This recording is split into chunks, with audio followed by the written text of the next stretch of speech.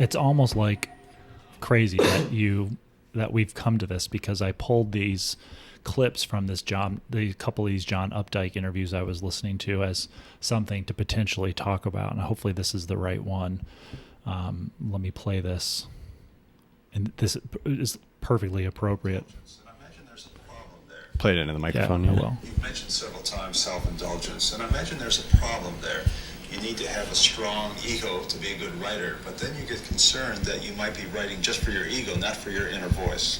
Yeah, you say a strong ego. I think of it more as innocence. A writer must be in some way innocent. He must innocently assume that what he has to say is interesting to others, and that his life is somehow a usable index of life in general. So these are very dubious assumptions. Nevertheless, you do make them.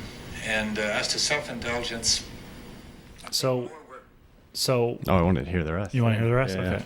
Of art have been ruined by listening to good advice from other people than by indulging yourself. I do get advice, of course. I have editors and so on, and sometimes I take it. But in general, I think a writer should have the courage of his own instincts and believe that the way you wanted to go and what you wanted to say is probably the right way to go. It's also interesting because, he's getting at, again, two things that are opposite but true. And the thing that lights me up, bringing that soundbite up, if anybody's sort of like, what does that have to do with any of this? He's being asked, like, what role does outside influence play? And specifically in the publishing world, an editor or someone who's giving you feedback on something that you've written. And again, they're exploring these extremes, right? In this conversation about self-indulgence and masturbatory work, where it's all about you and ego. And I just love how he reframes ego as innocence. That innocence in opposition to indulgence.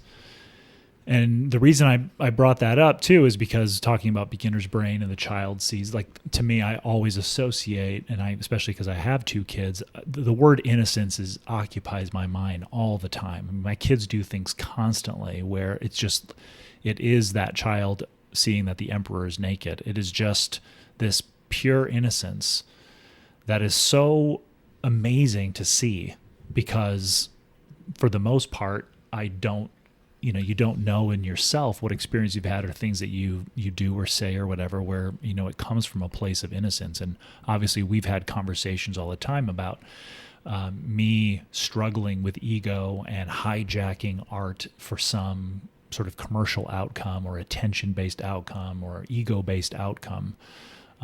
So for him to use that word, that's part of why I literally downloaded the whole episode, went right to that clip, pulled that clip and cut that out as again, going back to this, how does the use of that word help me to create a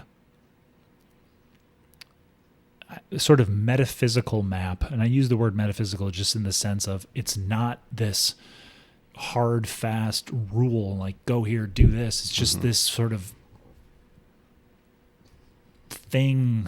It's just, it's a little bit more ethereal than that, a little bit more transcendent than that, to continue to help navigate those situations. Yeah. So, well, and I think this might not be true for everybody. With most things, there's exceptions, but I do think in the process of making work, you have to navigate through a period of indulging your ego in the traditional sense, or maybe in more of the selfish sense, not where he's talking about, like, when I hear him talking about, you have to think that your story has relevance.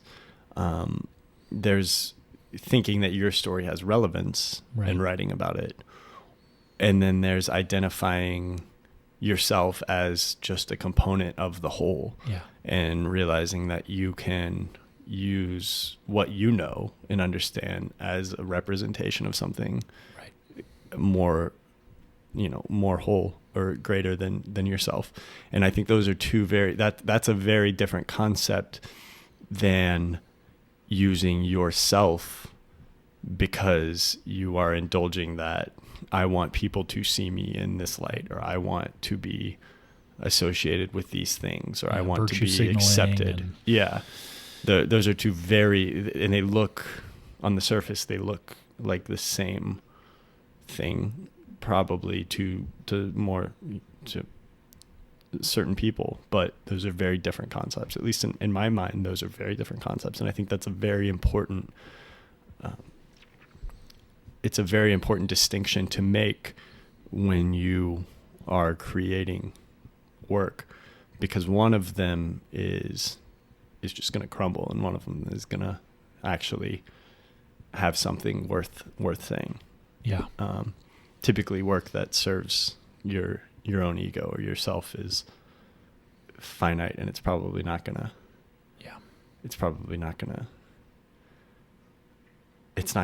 outlive. It had been a golden afternoon, and I remember having the familiar conviction that life was beginning over again with the summer.